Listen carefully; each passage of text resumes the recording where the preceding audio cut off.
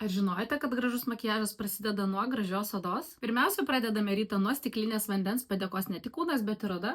O tada jau galima griebtis serumukų ir kremukų. Man labai patinka odos priežiūros priemonės iš Korėjos. Ten žmonės labai daug dėmesio skiria odos priežiūrai, todėl ir priemonės yra labai geros. Nuprausus veidą visą laiką naudoju veido toniką. Man labai patinka šitas Some by Me, nes jis eksfolijuoja, nes turi šiek tiek lengvų rūgščių, bet pakankamai švelnus naudoti kiekvieną dieną ir suteikia odai natūralaus spindesio.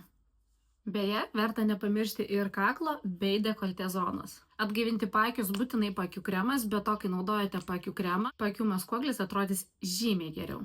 Įtapšnoju odą ir iš karto matosi, ant kiek oda yra drėgnesnė.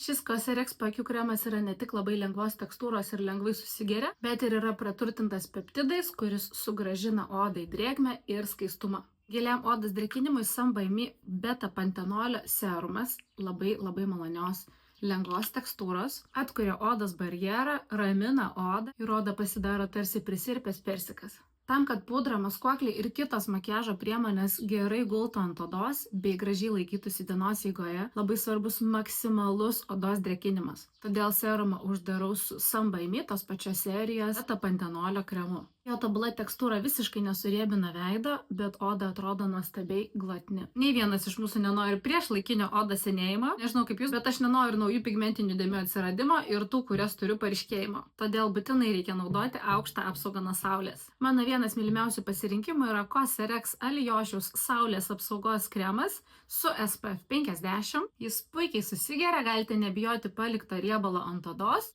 Ir dar papildomai drėkina odą. Nepamirškim pasirūpinti ne tik veido oda, bet ir lūpų oda. Renkuosi naudoti Met B lūpų kaukę, kuri ne tik drėkina ir glotina lūpų odą, bet ir nerealiai atrodo ant lūpų. Lūpos bus paruoštos bet kokiam lūpų pieštukui, lūpų dažam, nors man asmeniškai ir taip labai gražiai atrodo.